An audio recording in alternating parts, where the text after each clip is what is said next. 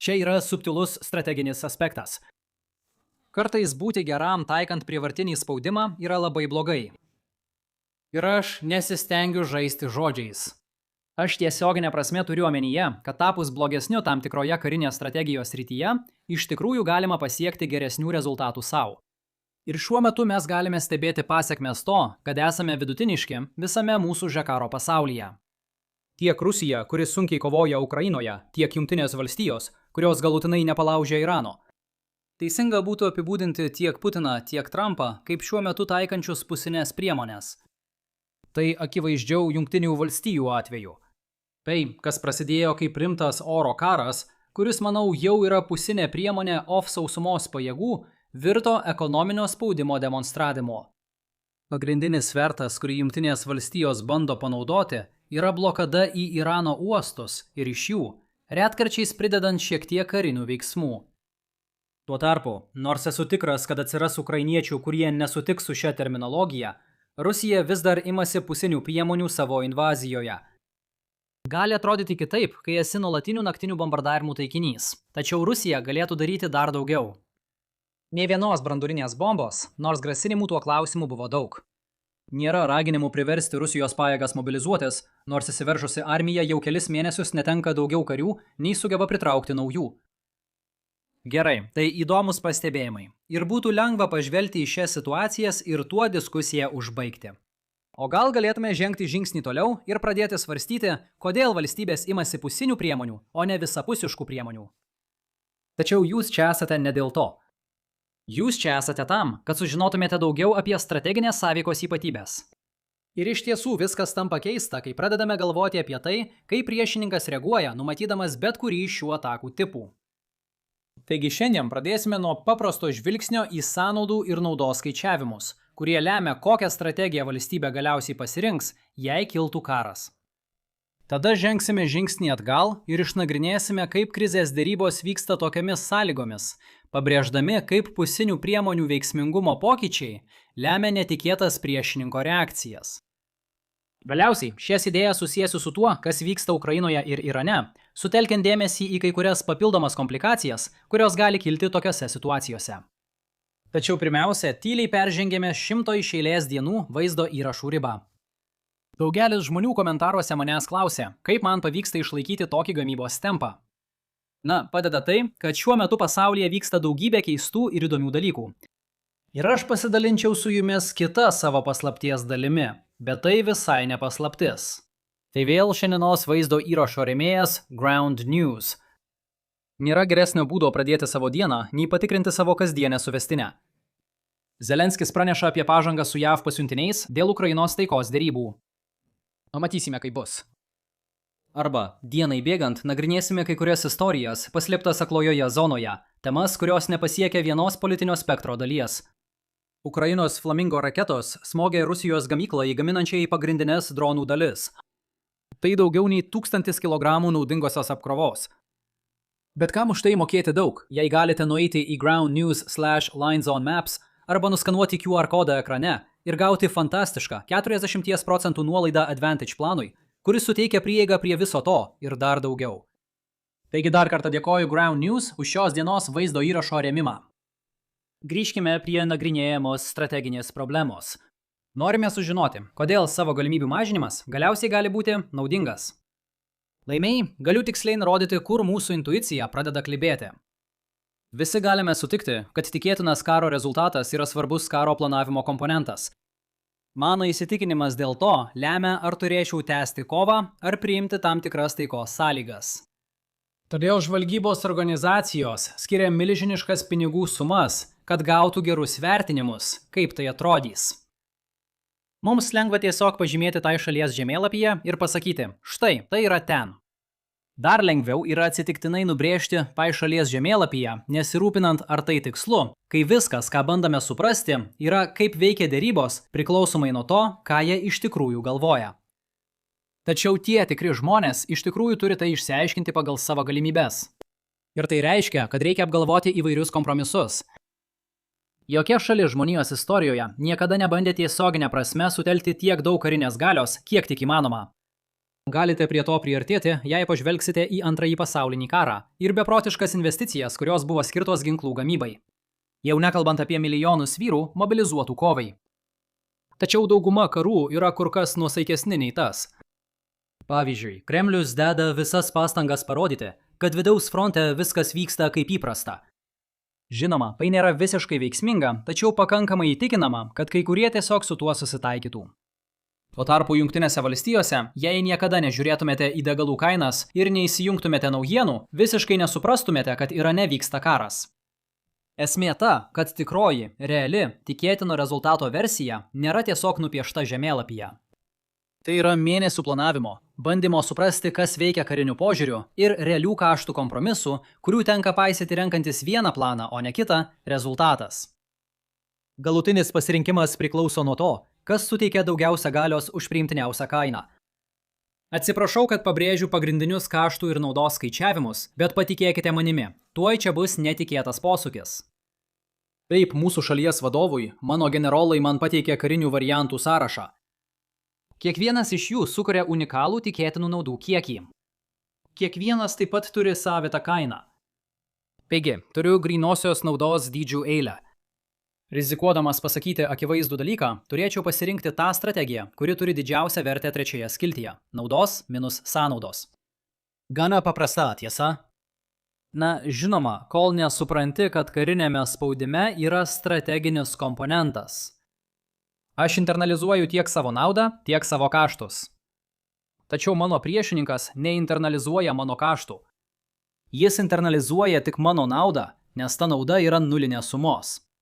Kuo stipresnis yra karinis pasirinkimas, tuo labiau tikėtino rezultato linija pasislenka mano naudai. Gera man, bloga mano priešininkui. Dabar galite įsivaizduoti, kad vienas iš tų pasirinkimų mano strateginėme meniu yra nepaprastai galingas. Aš tikrai laimėsiu viską, kas ginčiama, jei jį pasirinksiu. Savo ruožtu norėčiau pasinaudoti grėsme, panaudoti jį prieš savo priešininką, kad priversčiau jį pasiduoti. Tada galėčiau gauti viską, ko noriu, nemokėdamas su tuo susijusių išlaidų. Tai ir yra puikus dalykas, kai vietoj morkos naudoji lazdą. Kai pakanka vien grasinimo, tai nieko nekainuoja. Viena galima problema. Mano priešininkas turi iš tikrųjų tikėti, kad įvykdysiu savo grasinimą, jei derybos žlugs. Ir nors tai labai galinga strategija, jos kaina yra dar didesnė. Mano priešininkas tiesiog perprastų mano blefą ir aš atrodysiu kaip kvailys. Todėl svarbiausia yra tai, kuris pasirinkimas mano sąraše yra geriausias. Nauda minus sąnaudos. Kol kas viskas gerai ir vis dar paprasta. Bet pažvelkime į mano pasirinkimą iš mano priešininko perspektyvos. Jis tikrai nemėgsta, kai aš renkuosi didelės naudos pasirinkimą. Jei galiausiai susikausime, būtent tai nulems tikėtiną rezultatą. Jis bus sunaikintas. Ir net jei laikysimės derybų, kad išspręstume mūsų nesutarimus, jo tikroji raudonoji linija driekiasi nuo tos tikėtinos baigties. Tai reiškia, kad teoriškai galėčiau išgauti iš jo daugiau mūsų derybų susitarime. Gerai, dabar galime pereiti prie tikrai keistos dalies. Įsivaizduokite, kad mano pasirinkimų meniu turi tik dvi galimybės. Pusinė priemonė ir visapusiška priemonė. Visapusiška priemonė pagal apibrėžimą yra galingesnė už pusinę priemonę. Su ja susiję daugiau privalumų. Priešingai, pusinė priemonė duos mažiau naudos. Ji taip pat gali lėčiau duoti rezultatus, todėl visi stebintys veiklą gali jausti nusivylimą. Apie tai plačiau netrukus. Pagalvokite, kurią iš jų pasirinkčiau priklausomai nuo pusinės priemonės kainos. Mano visapusiškos priemonės grynoji vertė nesikeičia priklausomai nuo pusinės priemonės kainos, todėl tai yra horizontali linija. Mano pusinės priemonės vertė akivaizdžiai mažėja didėjant jos kainai, todėl ji leidžiasi žemyn. Ir išskyrus tą trivialų atvejį, kai nemokama pusinė priemonė vis tiek yra blogesnė už visapusišką priemonę, egzistuoja tam tikra kaina, dėl kurios aš pereinu nuo vienos prie kitos. Žemiau kritinio taško aš renkuosi pusinę priemonę. Virš jo aš renkuosi visapusišką priemonę.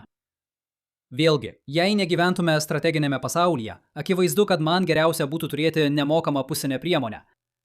Arba aš vis tiek rinkčiausi visapusišką priemonę, tokiu atveju šis klausimas būtų nereikšmingas, arba rinkčiausi pusinę priemonę ir gaučiau ją nemokamai. Bet pagalvokite, koks yra mano priešininko galutinis rezultatas, priklausomai nuo mano pusinės priemonės kaštų. Žemiau ribos aš įgyvendinu pusinę priemonę ir mano priešininkui tai beveik nepakenkia. Virš ribos aš jau įgyvendinu griežtesnę visapusišką priemonę ir mano priešininkas išsigąsta. Jo galutinis rezultatas staiga smunka. Tas pats keistumas atsiranda, jei į tai žiūrime kaip į tai, kas priklauso nuo pusinės priemonės stiprumo.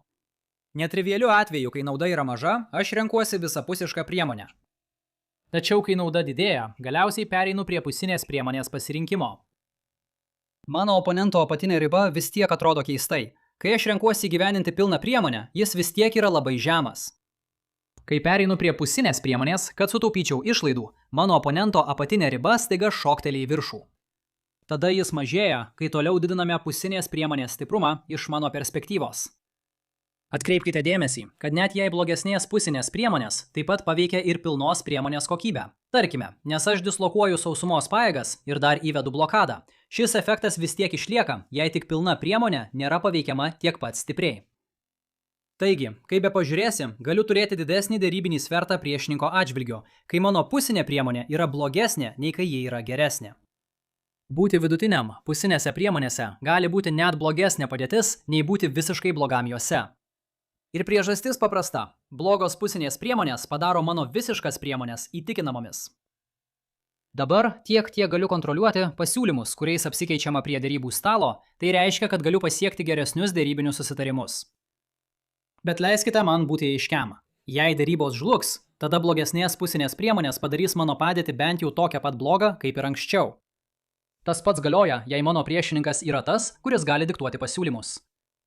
Kitas svarbus dalykas, kurį verta paminėti, yra tai, kad aš apsimečiau, jog priešininko kaštai nesikeičia priklausomai nuo mano strategijos. Iš tikrųjų, visiškos priemonės dažniausiai taip pat sukelia didesnius kaštus priešininkui, o tai iš tikrųjų sustiprina šį efektą. Grįžtant prie Irano ir Ukrainos, yra dvi nuoseklios mintys, kurias ankstesnis darbas padeda mums suprasti.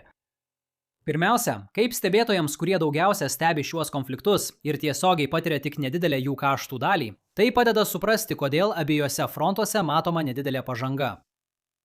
Jei Vladimiras Putinas manytų, pavyzdžiui, kad jo ribota priemonė kontraktiniai kariai yra mažiau veiksmingas ar silpnesnis, nors tai šiuo metu nevyksta, jis susidurtų su keliomis alternatyvomis. Viena iš jų būtų išplėsti karą, pereinant prie visiškos mobilizacijos. Kita būtų tiesiog pasiduoti. Trečias variantas, kurio anksčiau neaptarėme. Tai rodo silpnumo ženklą ir padidina tikimybę, kad Putinui bus galas. Tačiau tikriausiai tai nėra teisingas požiūris į šią situaciją. Jis rizikuotų savo asmeninę padėtimi, kad dar labiau padidintų spaudimą Ukrainai. Tai iš esmės yra blogas dalykas Kyjivui, nors akivaizdu, kad visa ši situacija suteikia gerokai daugiau svertų.